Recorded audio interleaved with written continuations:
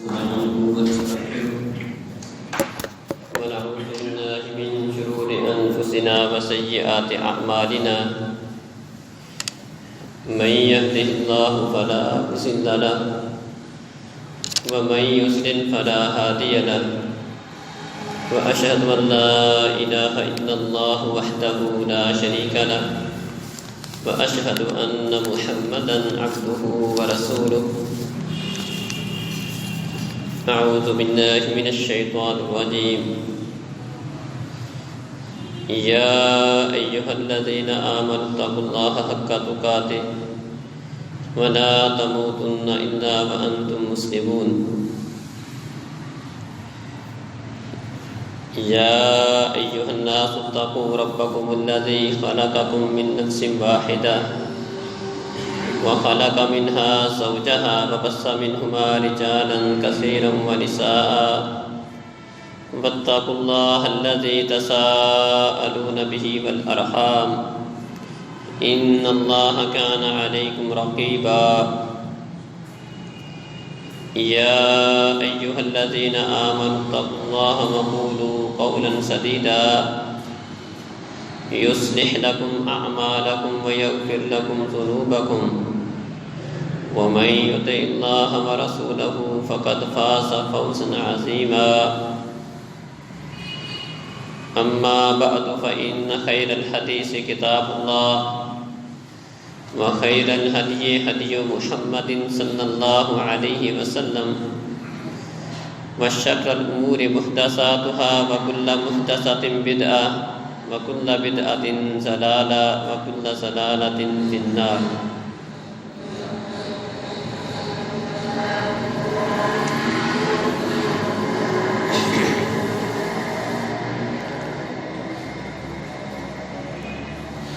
عزیز بھائیوں اور بزرگوں اور معزز ماؤں بہنوں،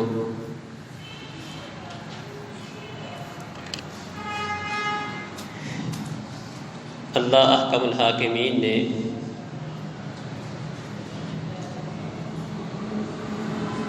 نبی کریم صلی اللہ علیہ وسلم کے اوپر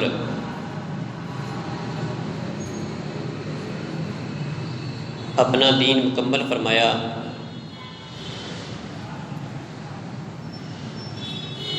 اور اس بات کا اعلان کیا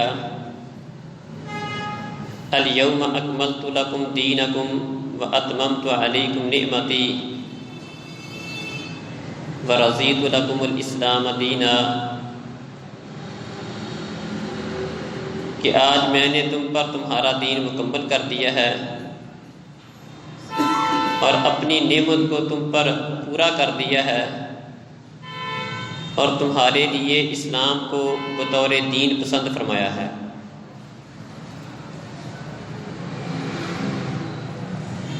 نبی کریم صلی اللہ علیہ وسلم جو ہمیں دین دے کر گئے ہیں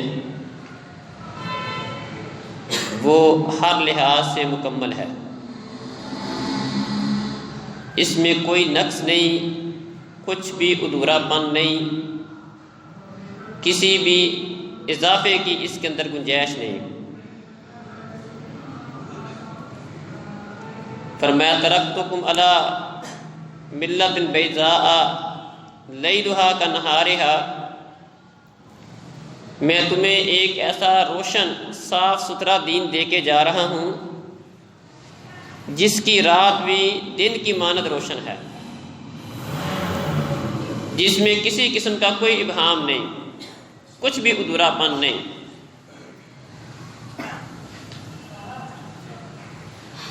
بلکہ فرمایا کہ ما ترکت شیئا یقربکم الی اللہ ویبعدکم عن النار الا قد امرتکم بہ،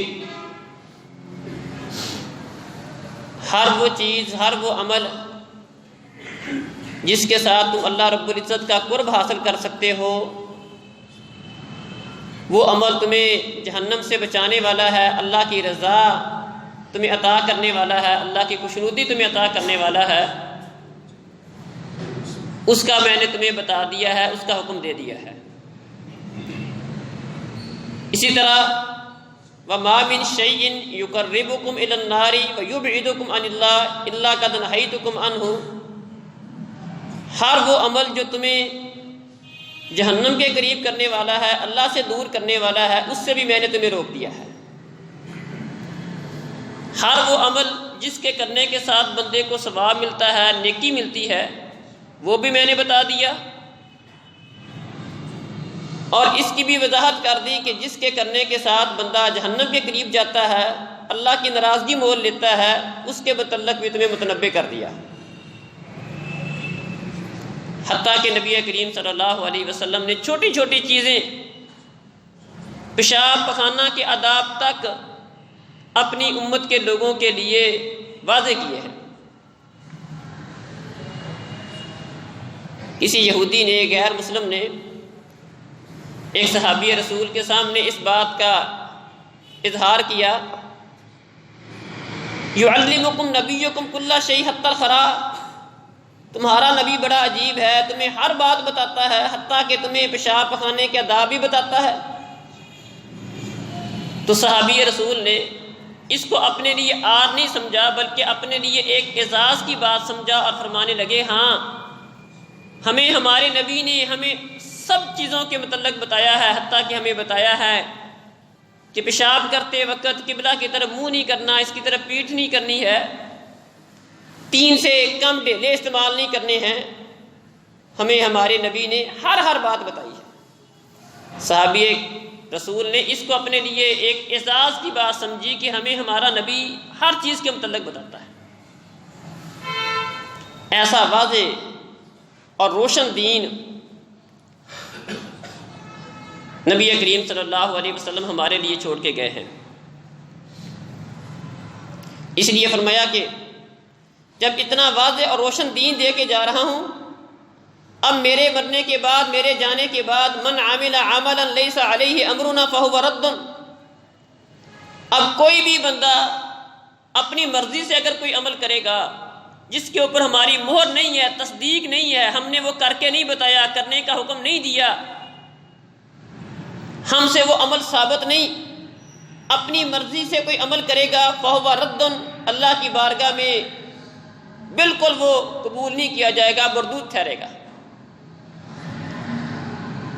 عمل کی اللہ کی بارگاہ میں قبول ہونے کے لیے شرط لگا دی، من عمل عملا لیس علیہ امرنا فہو رد، عمل دیکھنے میں چاہے جتنا مرضی خوبصورت نظر کیوں نہ آئے، نیت بندے کی جتنی مرضی اچھی کیوں نہ ہو، اگر اس کے اوپر ہمارے نبی کی مہر نہیں ہے، تصدیق نہیں ہے، آپ نے نہیں کیا، کرنے کا حکم نہیں دیا، اپنی مرضی سے کرے گا، چاہے ایک ٹانگ پہ کھڑا ہو کر ساری رات عبادت کرتا رہے، اس کو نیکی سمجھتا رہے، اگر ہمارے نبی کے طریقے کے مطابق نہیں، چاہے کنویں کے اندر الٹا لٹک جائے، اللہ رب العزت کی بارگاہ میں وہ ایک رتی کے برابر بھی وزن نہیں رکھے گا۔ عمل وہ قبول ہوگا جس پہ ہمارے نبی کی مہر ہے۔ اپنی مرضی کا کیا ہوا عمل اللہ کی بارگاہ میں قبول نہیں۔ اللہ احکم الحاکمین نے قرآن مجید کے اندر بارہا اپنے نبی کو نمونہ قرار دیا، اپنے نبی کی اتباع کا حکم دیا، اتبعوا ما انزل الیکم من ربکم، اس کے پیچھے چلو جو تمہارے اوپر تمہارے رب کی طرف سے نازل کیا گیا ہے، اپنی مرضی نہیں کرو۔ اتبعوا ما انزل الیکم من ربکم، اور فرمایا کہ وَأَنَّ هَذَا صِرَاطِي مُسْتَقِيمًا، یہ میرا سیدھا راستہ ہے، فَاتَّبِعُوهُ، اس کے پیچھے چلو، وَلَا تَتَّبِعُوا السُّبُلَ، اس راستے کو چھوڑ کر جو میرے نبی کا راستہ ہے، جس کا تعین میرے نبی نے کیا ہے، اس کو چھوڑ کر دیگر راستوں کے پیچھے نہ لگو، فَتَفَرَّقَ بِكُمْ عَنْ سَبِيلِهِ، وہ راستے تمہیں اللہ تعالیٰ کے راستے سے علیحدہ کر دیں گے، دور کر دیں گے۔ نبی کریم صلی اللہ علیہ وسلم اپنے ہر خطبہ میں اس بات کا اعلان کرتے تھے، اما بعد فإن خیر الحدیث کتاب اللہ وخیر الہدی ہدی محمد صلی اللہ علیہ وسلم، سب سے بہترین بات اللہ کی بات، سب سے بہترین رہنمائی پیارے نبی صلی اللہ علیہ وسلم کی رہنمائی. خیر الحدیث کتاب اللہ، سب سے اچھی بات اللہ کی کتاب ہے. وخیر الہدی ہدی محمد صلی اللہ علیہ وسلم، اور سب سے اچھی رہنمائی گائیڈ لائن وہ نبی کریم صلی اللہ علیہ وسلم کی رہنمائی ہے. اور جتنے بھی نئے کام ہیں، اپنی طرف سے ایجاد کیے ہوئے کام ہیں، وہ دین میں اضافہ ہیں، اور جو دین میں اضافہ ہوگا وہ بدعت ہوگا، گمراہی ہوگا، اور گمراہی اس کا نتیجہ جہنم کی آگ ہے. یہ نبی کریم صلی اللہ علیہ وسلم اپنے ہر خطبہ میں اس بات کا اعلان کیا کرتے تھے. بعض لوگوں نے دین کے بارے میں اپنی طرف سے بہت ساری چیزوں کو شامل کر دیا، حتیٰ کہ دین کا جو اصلی چہرہ تھا اس کو بگاڑ کے رکھ دیا. اس دین کو ایک مذاق بنا دیا گیا، اسلام کو ایک مذاق بنا دیا گیا. جس کو جو بات اچھی لگی اس نے اس کو دین قرار دے لیا، جس کو جو عمل اچھا لگا اس نے اس کو دین سمجھ لیا. مثالیں دی جاتی ہیں، دیکھیں جی، آپ کہتے ہیں دین وہ ہے جو پیارے نبی سے ثابت ہو، اپنی مرضی سے کرو گے وہ دین نہیں بنے گا، اس عمل کا ثواب نہیں ہوگا بلکہ الٹا اس کا گناہ ہوگا.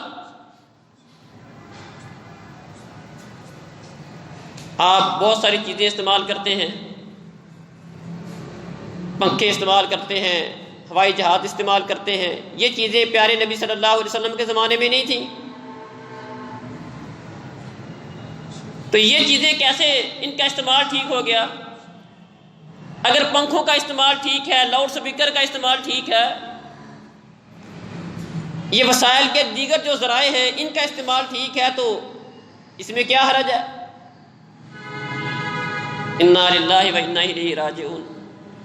یہ بہت بڑی ایک بنیادی غلطی ہے کہ دین، اللہ رب العزت نے اس کا تعین فرمایا ہے کہ دین وہ ہے جو ہم نے نازل کیا ہے، اور باقی دیگر جتنی بھی چیزیں ہیں اللہ نے اس کے متعلق اجازت دی ہے. والذی خلق لکم ما فی الارض جمیعا، زمین میں جو کچھ ہے ہم نے تمہارے لیے پیدا کیا ہے، اس سے فائدہ اٹھاؤ. کلوا واشربوا، کھاؤ پیو. معاملات کے اندر جو چیزیں غلط تھیں، جو چیزیں حرام تھیں، اس کا تعین فرمایا. ایک موٹا اصول ہے، معاملات میں صرف اور صرف ان چیزوں سے رکنا لازم ہے جن سے اللہ نے منع کیا ہے، باقی اللہ نے اجازت دی ہے. والذی خلق لکم ما فی الارض جمیعا، جو کچھ زمین میں تمہارے لیے ہے، جو وسائل استعمال کرنا چاہو کر سکتے ہو. ہاں، حرام نہ ہو، منع نہ ہو، ٹھیک ہے، سب ٹھیک ہے. لیکن دین کے متعلق یہ اجازت نہیں دی کہ دین میں جو مرضی کرو، اپنی مرضی کرو. دین میں اس کی اجازت نہیں دی. فرمایا دین وہ ہے جو ہم نے نازل کیا ہے. من عمل عملا لیس علیہ امرنا فہو رد. اپنی مرضی سے کام کرو گے، اپنی مرضی سے نماز پڑھو گے، روزہ رکھو گے، زکوٰۃ دو گے، حج کرو گے، کوئی بھی نیکی کا عمل اپنی مرضی سے کرو گے، ہماری مہر نہیں، تصدیق نہیں، کر کے نہیں بتایا، کرنے کا حکم نہیں دیا، اپنی مرضی کرو گے، فہو مردود، اللہ کی بارگاہ میں قبول نہیں ہوگا، بدعت کہلائے گا، گمراہی بنے گا. جیسا کہ ہم نے دین کا مجموعی حلیہ بگاڑا ہے. بالخصوص ربیع الاول کا مہینہ آتا ہے، لوگ محبت کے نام سے، محبت کا دعویٰ کر کے، پیارے نبی صلی اللہ علیہ وسلم کے ساتھ عقیدت کا دعویٰ کر کے دین کا حلیہ بگاڑتے ہیں، جس کو عام طور پر آپ جشن عید میلاد النبی کے نام سے سنتے ہیں، اور اس کو پیارے نبی صلی اللہ علیہ وسلم کے ساتھ محبت کی ایک بہت بڑی دلیل کے طور پر منایا جاتا ہے. اور جو لوگ اس طریقے سے جشن نہیں مناتے ہیں، جھنڈیاں نہیں لگاتے اور چراغاں نہیں کرتے، اس طریقے پر محافل کا اہتمام نہیں کرتے، ان کے متعلق یہ سوچ رکھی جاتی ہے کہ انہیں پیارے نبی صلی اللہ علیہ وسلم سے محبت نہیں ہے. لوگ گویا کہ لوگوں کے ہاں محبت کا معیار کیا ہے؟ جھنڈیاں لگانا، چراغاں کرنا، جلوس نکالنا، بگڑے ڈالنا، قوالیاں کرنا، چیزیں پکا کے تقسیم کر لینا، پیارے نبی صلی اللہ علیہ وسلم کے پیدائش کے دن کے اوپر جشن عید میلاد النبی کے نام سے کچھ پروگراموں کا انعقاد کر لینا یہ محبت رسول ہے، عشق رسول ہے۔ جو یہ کام نہیں کرتے ہیں انہیں پیارے نبی صلی اللہ علیہ وسلم کے ساتھ محبت نہیں ہے۔ حالانکہ عزیز بھائیوں اور بزرگوں، سرے سے ہی یہ بات غلط ہے۔ نبی کریم صلی اللہ علیہ وسلم نے جو دین اللہ تعالیٰ کی طرف سے آپ کو ملا تھا منو ان ہم تک پہنچایا ہے، اور صحابہ اکرام بھی آپ کی باتوں کو چھوڑ کر وہ آپ کے تو اشاروں اور کنایوں کو بھی نوٹ کرتے تھے اور اس کے مطابق بھی عمل کرتے تھے۔ پیارے نبی صلی اللہ علیہ وسلم کسی جگہ پر عادتاً بھی بیٹھے ہیں، بعض صحابہ کرام نے تو اس حد تک اس کا اہتمام کرتے تھے کہ اگر پیارے نبی صلی اللہ علیہ وسلم کسی جگہ پر اپنی عام انسانی حاجت کے لحاظ سے کوئی کام کیا آپ نے، تو صحابہ اس کام کی کوشش کرتے تھے کہ ہم بھی بالکل وہ کام اسی طریقے سے کریں۔ عبداللہ ابن عمر رضی اللہ عنہما حج کے لیے جاتے، نوٹ کرتے کہ پیارے نبی یہاں پر رکے تھے، یہاں پر سانس لیا تھا، یہاں درخت کے نیچے ٹھہر کے آرام کیا تھا۔ حالانکہ یہ اس کے ساتھ تعلق نہیں، آرام کرنا ہے، جہاں بندے کو تھکاوٹ ہو جائے آرام کرنا پڑتا ہے، جہاں پیشاب کی حاجت ہو قضائے حاجت کے لیے جانا پڑتا ہے، جہاں نہیں ہو تو نہ جائے۔ لیکن عبداللہ ابن عمر رضی اللہ عنہما اتنی زیادہ اتباع سنت کا اہتمام کرتے تھے کہ پیارے نبی صلی اللہ علیہ وسلم اگر کسی جگہ پر انسانی ضرورت کے حوالے سے بھی کوئی کام کیا ہے تو ان کی کوشش ہوتی تھی کہ میں بھی یہیں پر وہ کام کروں۔ اس حد تک پیارے نبی صلی اللہ علیہ وسلم پیارے نبی کے اتباع کا اہتمام کرتے تھے، اور تعظیم محبت جس قدر پیارے نبی صلی اللہ علیہ وسلم کے صحابہ کو تھی، اس طرح کی محبت بعد میں آنے والے اس کا دعویٰ نہیں کر سکتے۔ سب سے زیادہ پیارے نبی صلی اللہ علیہ وسلم کے ساتھ دل و جان کے ساتھ محبت کرنے والے، آپ کی تعظیم کرنے والے ہیں۔ حتیٰ کہ دشمن گواہی دیتا ہے کہ میں نے بڑے بادشاہوں کو دیکھا ہے، لیکن جس طرح یہ لوگ اپنے نبی سے محبت کرتے ہیں، میں نے کسی بادشاہ کے ساتھ اس کی رعایا کو، اس کے وزیروں کو، اس کے متحد لوگوں کو بھی اس طرح کسی کی تعظیم کرتے ہوئے، محبت کرتے ہوئے نہیں دیکھا۔ اتنی لوگ اپنے بادشاہوں کی تعظیم نہیں کرتے جتنے یہ لوگ اپنے نبی کی تعظیم کرتے ہیں۔ لیکن آپ سیرت کی کتابیں کھنگال کے دیکھ لیں، بہترین خیر القرون دیکھ لیں، پیارے نبی کا زمانہ دیکھ لیں، احادیث کا ذخیرہ ٹٹول کے دیکھ لیں، کوئی ایک ادنا سی دلیل بھی آپ کو اس بات پہ دلالت کرنے والی نہیں ملے گی کہ پیارے نبی صلی اللہ علیہ وسلم نے اپنی 23 سالہ نبوت کی زندگی میں یا 63 سالہ زندگی میں کسی ایک دفعہ بھی اپنے اس پیدائش دن کے منانے کا اہتمام کیا ہو۔ یہ کتنی بڑی بات ہے۔ ایک وہ نیکی، ہم لوگ اس کام کو نیکی سمجھ کے کرتے ہیں۔ سوال یہ ہے کہ کیا پیارے نبی صلی اللہ علیہ وسلم کو اس بات کا پتہ نہیں تھا کہ یہ نیکی ہے؟ اگر پتہ تھا تو کیا آپ نے اس کو چھپا کے رکھا یا لوگوں کو بھی بتایا؟ اگر لوگوں کو بتایا تو اس کا کسی نے ادنا طور پر بھی اس کا ذکر کیوں نہیں کیا؟ صحابہ اکرام کا دور گزرا، سنہری دور تھا، خیر القرون کا دور تھا۔ فرمایا خیر القرون قرنی ثم الذین یلونہم ثم الذین یلونہم، سب سے بہترین زمانہ میرا زمانہ ہے، اس کے بعد والے جو زمانہ آئے گا وہ بہترین ہے، اس کے بعد جو اس کے بعد آئے گا وہ بہترین ہے۔ صحابہ کا زمانہ، تابعین کا زمانہ، تبع تابعین کا زمانہ، کسی ایک دور کے اندر بھی کسی صحابی نے، کسی تابعی نے، کسی خلیفہ نے پیارے نبی صلی اللہ علیہ وسلم کے اس پیدائش دن کے منانے کا اہتمام نہیں کیا۔ نہ آپ کی 23 سالہ زندگی میں، نہ ابو بکر صدیق رضی اللہ عنہ کے دور خلافت میں، نہ عمر رضی اللہ عنہ کے خلافت کے زمانے میں، نہ عثمان، نہ علی، نہ تابعین سے، نہ تبع تابعین سے، بلکہ یہ کام نبی کریم صلی اللہ علیہ وسلم کے اس دنیا سے رخصت ہونے کے 600 سال بعد ایک مصر کا ایک بادشاہ تھا، اس نے اس کی ابتدا کی تھی۔ وہ کام جو پیارے نبی کی زندگی کے 600 سال، 6 صدیاں گزرنے کے بعد شروع ہوا، وہ دین کیسے ہو سکتا ہے؟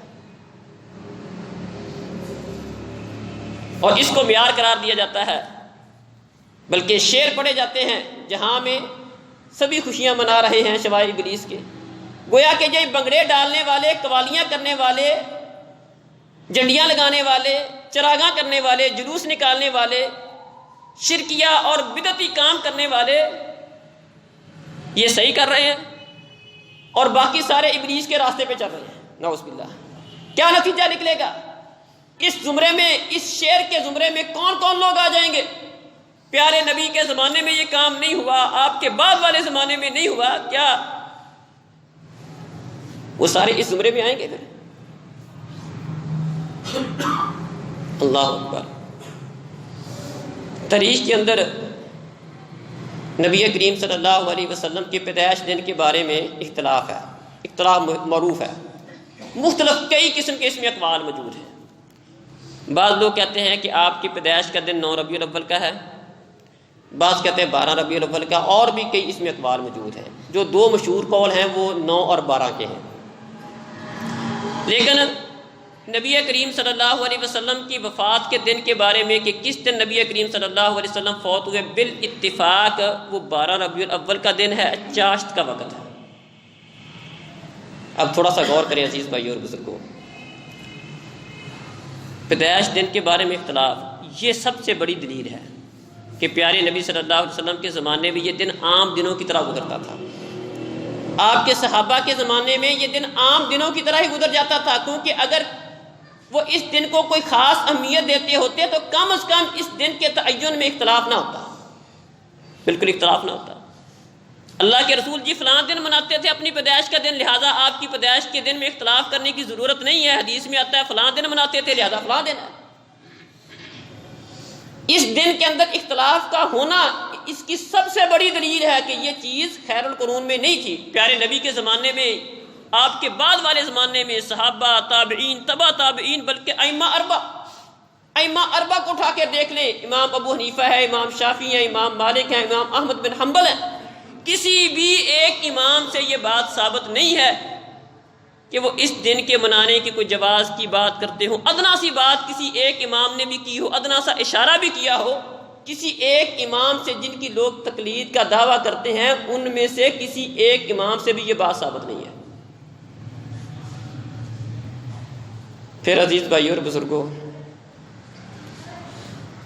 دعویٰ ہے محبت رسول کا، لیکن ہم تھوڑا سا غور کریں گے کہ جب نبی کریم صلی اللہ علیہ وسلم اس دنیا سے رخصت ہوئے ہیں، پیدائش دن میں اختلاف ہے، وفات کے دن میں اتفاق ہے، اور وہ دن بھی کب ہے، وقت بھی کون سا ہے؟ چاشت کا وقت ہے، جس ٹائم یہ لوگ جلوس نکال کے نکلتے ہیں۔ ذرا غور کریں، شیطان کیا پریشان ہے یا خوش ہے کہ ٹھیک ہے اس دن ان کا نبی اس ٹائم فوت ہوا تھا، یہ بھنگڑے ڈال رہے ہیں، جلوس نکال کے نعرے لگاتے پھرتے ہیں اس وقت میں جس ٹائم نبی کریم صلی اللہ علیہ وسلم کی وفات ہوئی تھی۔ وفات بھی ایک بہت بڑا مسئلہ ہے۔ وفات کا نام نبی کریم صلی اللہ علیہ وسلم کے لیے ذکر کرنا ہی اس کو ایک توہین سمجھا جاتا ہے، اس کو ایک گستاخی سمجھا جاتا ہے۔ حالانکہ عزیز بھائیوں اور بزرگوں، اگر یہ چیز پیارے نبی صلی اللہ علیہ وسلم کے لیے گستاخی ہوتی تو اللہ احکم الحاکمین قرآن میں قطعاً اس کا ذکر نہ کرتے۔ اللہ احکم الحاکمین نے قرآن و مجید کے اندر کئی سارے مقامات پر اس کا تذکرہ کیا ہے۔ مشرکین مکہ یہ بات کہتے تھے، یار یہ ایک بندہ ہے، نورینہ اولاد اس کی رہتی کوئی نہیں ہے، تھوڑا سا صبر کرو، یہ چلا جائے گا، فوت ہو جائے گا، تمہاری جان چھوٹ جائے گی، سارے مسئلے حل ہو جائیں گے، تھوڑا سا انتظار کرو۔ اللہ احکم الحاکمین نے قرآن نازل کیا، فرمایا انک میت و انہم میتون ثم انکم یوم القیامت عند ربکم تختصمون، سورہ الزمر ہے۔ فرمایا انک میت و انہم میتون، ٹھیک ہے اللہ کے رسول آپ کو مرنا ہے، موت آپ کو بھی آنی ہے، انہیں بھی آنی ہے۔ پھر سب نے اللہ کی بارگاہ میں پیش ہو کر یہ جتنے جن باتوں میں یہ اختلاف کرتے ہیں، اللہ کی بارگاہ میں ان معاملات کا فیصلہ کیا جائے گا۔ کیا کہتے تھے؟ اس نے فوت ہو جانا ہے، جان چھوٹ جائے گی، نورینہ اولاد ہے کوئی نہیں اس کی۔ اللہ نے کیا کہا؟ کیا آپ نے ہی فوت ہونا، انہوں نے فوت نہیں ہونا، انہوں نے بھی تو مرنا ہی ہے۔ اللہ کی بارگاہ میں سب نے آنا ہے، آپ نے بھی آنا ہے، انہوں نے بھی آنا ہے۔ اللہ اکبر۔ ایک اور جگہ پر فرمایا وَمَا جَعَلْنَا لِبَشَرٍ مِّن قَبْلِكَ الْخُلْدَ أَفَإِن مَّاتَ افإن مت فهم الخالدون کل نفس ذائقۃ الموت. فرمایا ہم آپ سے پہلے ہم نے جتنے بھی انسان پیدا کیے ہیں، جتنے بھی بشر پیدا کیے ہیں، ہم نے کسی کو ہمیشگی کا سرٹیفکیٹ نہیں دیا. کسی نے کسی کے لیے ہمیشہ کے لیے بقا نہیں ہے. جتنے بھی انسان آپ سے پہلے بھی آئے ہیں، اپنا اپنا وقت پورا کرنے کے بعد، جتنے انبیاء اکرام آئے ہیں وہ بھی اپنا اپنا وقت پورا کرنے کے بعد اس دنیا سے رخصت ہو گئے ہیں. ہمیشگی کسی کے لیے نہیں رکھی. افإن مت فهم الخالدون، کیا اگر آپ مریں گے یہ ہمیشہ رہیں گے؟ آپ کو موت نہیں آنا ہے تو انہیں بھی آنا ہے. کل نفس ذائقۃ الموت، ہر وہ نفس جس کو اللہ تعالیٰ نے پیدا کیا ہے، جو سانس لیتا ہے، ذائقۃ الموت، اسے موت کا ذائقہ چکھنا ہے. اللہ کا قرآن کہتا ہے. بلکہ یہی وہ آیت تھی جنگ بدر کے اندر، جنگ احد میں نبی کریم صلی اللہ علیہ وسلم کی شہادت کی افواہ پھیلی. دیکھیں نا، اس کا مطلب کیا ہوا؟ آپ شہید ہو سکتے تھے نا، تب بھی تو افواہ پھیلی. اگر آپ کے لیے شہادت اور موت کا تصور ہی نہیں ہے تو اس شہادت کی افواہ کا کیا مطلب؟ صحابہ کے پریشان ہونے کا مطلب کیا؟ صحابہ کے ہتھیار کو پھینک دینے کا مطلب کیا؟ بعض صحابہ بد دل ہو گئے، اللہ کے رسول شہید ہو گئے، اب لڑنے کا کیا فائدہ؟ بد دل ہو گئے، ہتھیار پھینک دیے. اللہ نے قرآن نازل کیا، کیا کہا؟ فرمایا وما محمد الا رسول قد خلت من قبلہ الرسل افإن مات او قتل انقلبتم علی اعقابکم. اللہ کا قرآن ہے، میری یہ آپ کی بات نہیں ہے، کوئی اس کو نہیں جھٹلا سکتا. فرمایا وما محمد الا رسول، محمد بھی باقی رسولوں کی طرح ایک رسول ہیں، جس طرح باقی رسول گزرے ہیں آپ بھی ایک رسول ہیں. افإن مات او قتل، کیا یہ اللہ کا رسول جس طرح باقی رسول فوت ہوئے ہیں، اپنا وقت پورا کرنے کے بعد اس دنیا سے رخصت ہو گئے، آپ فوت ہو جائیں یا اللہ کے راستے میں شہید کر دیے جائیں، تم اپنی ایڑیوں کے بل پھر جاؤ گے؟ تمہارا دین اس نبی کے ساتھ خاص ہے. جب تک نبی ہے دین پر رہو گے، جہاد کرو گے، قتال کرو گے، دین کا کام کرو گے. نبی گیا کام گیا نہیں، نبی آتے ہیں، اپنا وقت پورا کرتے ہیں، چلے جاتے ہیں. دین نبی کے جانے سے نہیں رکتا، کسی شخصیت کا محتاج نہیں ہے. اللہ کا دین کسی بھی شخصیت کا محتاج نہیں ہے، حتیٰ کہ کسی نبی کی شخصیت کا محتاج نہیں ہے. اللہ کا دین ایسا دین ہے، اس کا رکھوالا اللہ خود ہوتا ہے، اس دین کا نازل کرنے والا اللہ خود ہوتا ہے. فرمایا کیا کہ نبی کے جانے کے ساتھ افواہ پھیلی کہ اللہ کے رسول شہید ہو گئے، تم نے ہتھیار پھینک دیے، بد دل ہو کے بیٹھ گئے. کیا تمہارا تعلق صرف اور صرف نبی کی زندگی تک تھا؟ اللہ نے ڈانٹا. یہی وہ آیت تھی جب نبی کریم صلی اللہ علیہ وسلم کی وفات کے بارے میں اختلاف ہوا، صحابہ اکرام کے اندر اختلاف ہوا کہ اللہ کے رسول فوت ہوئے ہیں. بعض کہتے ہیں کہ نہیں، جس طرح موسیٰ علیہ السلام کوہ طور پر ملاقات کے لیے گئے تھے، پیارے نبی اس طرح ملاقات کے لیے گئے ہیں، واپس آئیں گے. ان کا اس بات پہ یقین نہیں ہو پا رہا تھا. ابو بکر صدیق رضی اللہ عنہ آئے، آپ کا چہرہ مبارک دیکھا، کپڑا اٹھایا، آپ کو بوسہ دیا اور ساتھ یہ بات کہی کہ اللہ احکم الحاکمین آپ کے اوپر 2 موتیں جمع نہیں کرے گا. آپ کو صرف ایک موت آنی تھی، وہ آ گئی. صحیح بخاری کی حدیث ہے، آپ کو ایک موت آنی تھی، وہ آ گئی. اور پھر لوگوں میں جا کر یہی آیت پڑھی وما محمد الا رسول قد خلت من قبلہ الرسل افإن مات او قتل انقلبتم علی اعقابکم. اور ساتھ یہ بات کہی من کان یعبد محمدا فإن محمدا قد مات ومن کان یعبد اللہ فإن اللہ حی لا یموت. جو تو پیارے نبی کی عبادت کرتا تھا اس کا دین آپ کی ذات تک محدود تھا، آپ کی زندگی تک محدود تھا، وہ جان لے کہ اس کا معبود فوت ہو گیا. ومن کان یعبد اللہ، اور جو اللہ کی بندگی کرتا تھا، اللہ کی عبادت کرتا تھا، نبی کو اپنا رہنما جانتا تھا، نبی کی پوجا، نبی کی عبادت نہیں کرتا تھا، عبادت اللہ کی کرتا تھا. فإن اللہ حی لا یموت، اللہ تو زندہ ہے، ہمیشہ زندہ رہے گا، اسے موت نہیں آنی. اس کا رب زندہ، جس نے پیارے نبی کی ذات کی حد تک اپنا دین رکھا تھا، اس کا معبود فوت ہو گیا. اللہ اکبر. یہ آیت کا پڑھنا تھا، یہ وضاحت کا کرنا تھا. جن صحابہ کو تردد تھا سب کو یقین ہو گیا، سب کو یقین ہو گیا. اللہ اکبر. یہ 12 ربیع الاول کا دن، ہم تو نہ پیدائش کے متعلق اس طرح کے جشن منانے کے قائل ہیں، نہ ہی وفات دن منانے کے قائل ہیں، کیونکہ یہ طریقہ مسلمانوں کا ہے ہی نہیں. یہ برتھ ڈے منانا یا برسی منانا یا عرس منانا یہ مسلمانوں کا طریقہ نہیں ہے. یہ برتھ ڈے منانا عیسائیوں کی طرف سے آیا ہے. عیسیٰ علیہ السلام کا برتھ ڈے مناتے ہیں، اور یہ عرس میلے یہ ہندوؤں سے آئے ہیں، یہ سالانہ جو برسیوں کا اہتمام کیا جاتا ہے یہ ہندوؤں کا کام ہے۔ مسلمانوں کے اندر یہ چیزیں نہ برتھ ڈے والا کوئی تصور ہے کہ پیدائش دن کے اوپر کوئی جشن کا اہتمام کیا جائے، کوئی جھنڈیاں لگائی جائیں، کوئی بہت بڑا کوئی اس طرح کا معاملہ کیا جائے، پیدائش دن کا بھی یہ مسلمان ایسا کوئی نہیں کرتے۔ صحابہ کرام، تبع تابعین، ائمہ اربعہ، کسی سے یہ بات بالکل معمولی سی ثابت نہیں ہے۔ اور نہ ہی کوئی فوت ہو گیا، کوئی شہید ہو گیا۔ بڑے بڑے شہید ہوئے ہیں اسلام کے اندر، حمزہ رضی اللہ عنہ کی شہادت، عثمان کی شہادت، بڑے بڑے شہید ہوئے ہیں، لیکن جس طرح باقی دن گزرتے تھے ان کے شہادت کے دن بھی گزرتے تھے۔ اگر لوگ شہادت کے اوپر، کسی کے فوت ہونے کے اوپر برسی منانے کا اہتمام کرتے، غم منانے کا کام کرتے، جس طرح کے لوگ سینہ کو بھی کرتے، پیٹتے ہیں حسین رضی اللہ عنہ کی شہادت کے موقع پر، اگر اسلام میں اس کا کوئی تصور ہوتا تو میں سمجھتا ہوں کہ سال کا کوئی دن بھی اس سے خالی نہ ہوتا۔ سارا سال آپ غم کے اندر ہی ڈوبے رہیں پھر تو، کیونکہ اسلام کی تاریخ تو شہادتوں کے ساتھ بھری پڑی ہے۔ آپ کو سال کا کوئی دن بھی ایسا نہیں ملے گا کہ جس کے اندر کسی عظیم بندے کی شہادت یا موت نہیں ہوئی، پھر سب کو منانا پڑے گا، پھر تو ساری زندگی یہی کام کرو گے۔ اللہ اکبر، اسلام میں ان چیزوں کا کوئی تصور نہیں۔ لیکن بات کرتا ہوں جو لوگ اس کا کرتے ہیں، اس طرح کا اہتمام کرتے ہیں، انہیں سمجھانے کے لیے 12 ربیع الاول کا دن ہے، نبی کریم صلی اللہ علیہ وسلم کے اوپر چاشت کا وقت ہے۔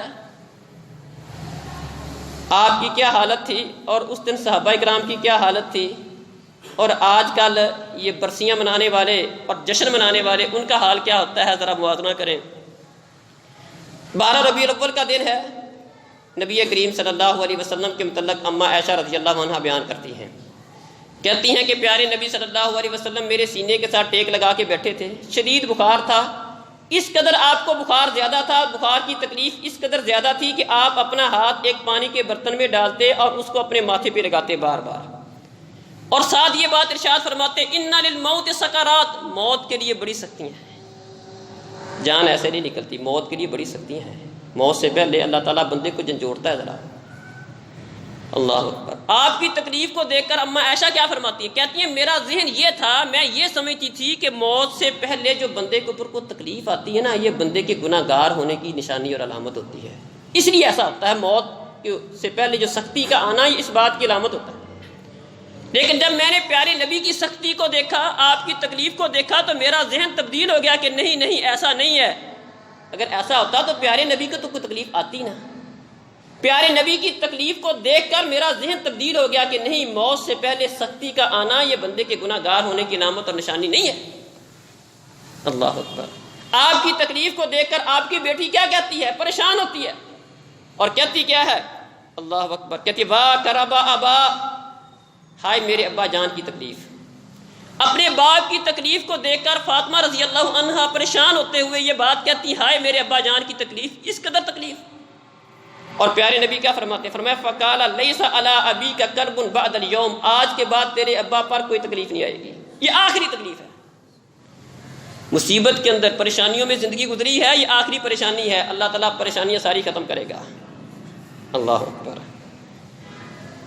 صحابہ کرام کی حالت بھی اس طرح کی تھی، بلکہ فاطمہ رضی اللہ عنہا نبی کریم صلی اللہ علیہ وسلم کی وفات کے اوپر 12 ربیع الاول کے دن کیا کہتی ہیں، کہتی ہیں یا انس اطابت انفسکم ان تحسوا علی رسول اللہ صلی اللہ علیہ وسلم التراب، انس تمہارے ہاتھوں نے کیسے گوارا کر لیا کہ پیارے نبی کے اوپر اپنے ہاتھوں سے مٹی ڈال دو، کیسے ڈالی مٹی تم نے؟ اللہ اکبر، وہ چاند سے پیارا چہرہ، اپنی جانوں سے بڑھ کر تم اس کو عزیز جاننے والے، کیسے اس کو قبر کے اندر رکھ کر خود تم نے اپنے ہاتھوں سے مٹی ڈالی ہے، کیسے گوارا کیا ہوگا تم نے؟ یہ 12 ربیع الاول کا دن تھا، یہی وہ دن تھا۔ انس رضی اللہ عنہ فرماتے ما رأیت یوما احسن ولا اضوأ من یوم دخل علینا رسول اللہ صلی اللہ علیہ وسلم، ہماری زندگی میں کوئی دن اس سے بڑھ کر روشن اور خوبصورت نہیں آیا جس دن پیارے نبی صلی اللہ علیہ وسلم مدینہ تشریف لائے تھے۔ سب سے روشن دن، خوبصورت دن، خوشی والا دن ہمارے لیے وہ دن تھا جب پیارے نبی ہجرت کر کے مدینہ آئے تھے، آپ کی آمد کا دن تھا۔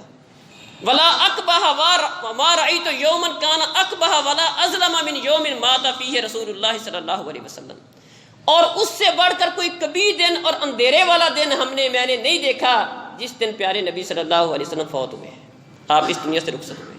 صحابہ کرام کے لیے سب سے پریشان کن 12 ربیع الاول کا دن تھا، جس دن لوگ بھنگڑے ڈالتے ہیں اور خوشیاں مناتے ہیں اور دعویٰ یہ کرتے ہیں کہ بس عاشق رسول تو ہم ہیں، باقی جتنے یہ کام نہیں کرتے وہ شیطان کے چیلے ہیں سارے۔ اللہ اکبر۔ عمر رضی اللہ عنہ جیسا بندہ جو یہ کہتا تھا کہ جو یہ کہے گا کہ پیارے نبی صلی اللہ علیہ وسلم فوت ہو گئے، میں تلوار نکال کر اس سے گردن اتار دوں گا۔ ابو بکر صدیق رضی اللہ عنہ آئے، جیسے میں نے پہلے ذکر کیا، آئے، آپ کا چہرہ مبارک دیکھا، بوسہ دیا، باہر آئے، لوگوں کو خطبہ دیا، قرآن کی یہ آیت پڑھی، وما محمد الا رسول قد خلت من قبلہ الرسل افان مات او قتل انقلبتم علی اعقابکم، کہ اللہ کے رسول بھی باقی رسولوں کی طرح رسول ہیں۔ باقی رسول آئے تھے، وقت پورا کیا تھا، اپنا کام پورا کیا تھا، چلے گئے تھے، پیارے نبی نے تو ایک دن جانا ہی جانا تھا، کیا تم ان کے جانے کے ساتھ، ان کے شہید ہونے کے ساتھ اپنا دین چھوڑ دو گے؟ یہ آیت پڑھی اور ساتھ اس بات کی وضاحت کی کہ اللہ ہمیشہ زندہ رہنے والا ہے، جو اللہ کی عبادت کرتا ہے اس کا رب فوت نہیں ہوتا۔ ہاں، جو نبی کی عبادت کرتا تھا، جو نبی کو رب سمجھتا تھا، اس کا رب فوت ہو گیا، ٹھیک ہے۔ تصدیق کی کہ اللہ کے رسول صلی اللہ علیہ وسلم فوت ہو گئے، اور فرمایا کہ اللہ تعالیٰ آپ کے اوپر 2 موتیں جمع نہیں کرے گا۔ اس بات کا سننا تھا، اس بات کا سننا تھا۔ اور عمر فاروق رضی اللہ عنہ جیسا بندہ جو مضبوط اعصاب کا مالک تھا، عمر فاروق رضی اللہ عنہ خود فرماتے ہیں کہ جب میں نے ابو بکر کی زبان سے یہ بات سنی، اس بات کی تصدیق سنی کہ وہ بھی یہ کہہ رہے ہیں کہ اللہ کے رسول فوت ہو گئے ہیں، میری ٹانگوں نے مجھے اٹھانے سے انکار کر دیا، یہاں تک کہ میں جہاں کھڑا تھا وہاں بیٹھ گیا۔ میرے پاؤں نے، میری ٹانگوں نے مجھے اٹھانے سے انکار کر دیا، میں کھڑا نہیں رہ سکتا۔ یہ بات سن کر یہ دن اس قدر گراں گزرا تھا ہمارے نبی کے صحابہ پر۔ کسی کا باپ فوت ہو جائے اس کو کتنی پریشانی ہوتی ہے، نبی تو ساری امت کا باپ ہے، نبی فوت ہو جائے، صحابہ کرام خوشیاں منائیں اس دن، کیسے ہو سکتا تھا؟ ایک دن میں غم اور خوشی دونوں جمع ہو جائیں، کون سی چیز غالب آتی ہے؟ مان لیا جائے کہ اسی دن پیدائش ہوئی ہے، اسی دن آپ کی وفات ہوئی ہے، ہم خوشی مناتے ہیں پیدائش کے اوپر، مان لیا جائے، لیکن دعویٰ یہ ہے کہ ایک دن میں 2 کام ہوئے ہیں، ایک دن میں 2 کام ہوئے ہیں۔ آپ انصاف سے فیصلہ کریں، کسی گھر میں شادی بھی ہو اور اسی گھر کا کوئی نوجوان فوت ہو جائے، کیا بھنگڑے ڈالیں گے؟ شادی کینسل کر دیں گے؟ نہیں جی، شادی کی رسم کینسل کر دو، ابھی شادی کا جشن نہیں مناؤ، شادی نہیں کرو، مہینہ لیٹ کر دو، 2 مہینے لیٹ کر دو، ابھی شادی نہیں کرنی جی۔ بیٹی کی شادی ہے، برات واپس کر دو، نہیں ابھی نہیں کر سکتے جی، ہمارے گھر میں بہت بڑا مسئلہ ہو گیا جی۔ غمی خوشی کے اوپر غالب آ جاتی ہے۔ اگر مان لیا جائے دونوں کام ایک دن میں بھی ہوئے ہیں تو پھر کون سی چیز غالب آنی چاہیے؟ غمی غالب آنی چاہیے۔ اگرچہ میں نے اس کی وضاحت کی ہے کہ ہم نہ غمی منانے کے، برسی منانے کے قائل ہیں، عرسوں کے قائل ہیں، اور نہ ہی پیدائش دن منانے کے قائل ہیں۔ ہم قائل دونوں باتوں کے نہیں ہیں، کیونکہ اس کی اجازت ہمیں ہمارا اسلام نہیں دیتا، یہ طریقہ ہمیں ہمارا اسلام نہیں بتاتا، پیارے نبی نے نہیں بتایا، آپ کے صحابہ نے نہیں بتایا، ہم یہ کام نہیں کرتے۔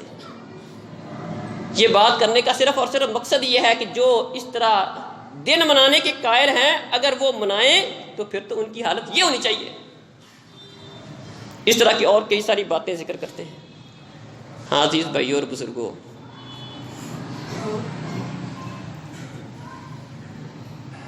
امام مالک رحمہ اللہ کا ایک قول ہے، کہتے ہیں من ابتدع فی الاسلام بدعۃ یراها حسنۃ فقط زعم ان محمدًا خان رسالہ۔ کہتے ہیں کہ جو بندہ اسلام میں کوئی نیا کام ایجاد کرتا ہے، اپنی طرف سے کوئی اضافہ کرتا ہے اور اس کو اچھا سمجھتا ہے، کہتا ہے اس طرح کرنے سے ثواب ملے گا، فقط زعم ان محمدًا خان الرسالہ، تو یقیناً اس بندے نے یہ گمان کیا کہ گویا کہ پیارے نبی صلی اللہ علیہ وسلم نے رسالت کے پہنچانے میں خیانت کی ہے۔ کیوں؟ اللہ نے کیا کہا تھا؟ اللہ نے فرمایا تھا کہ جو بھی ہم نے آپ کی طرف بھیجا تھا، بلغ ما انزل الیک من ربک، جو ہم نے بھیجا ہے اس کو آگے پہنچا دو۔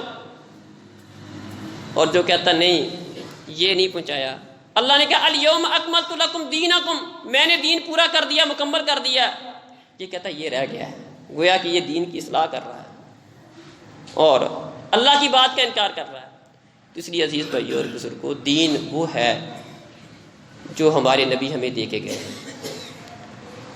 غمی اور خوشی کا طریقہ وہ ہے وہ بھی ہمیں بتا کے گئے ہیں۔ مسلمان کو غم ملے اس کی حالت کیا ہونی چاہیے، خوشی ملے تو کس طرح منائے۔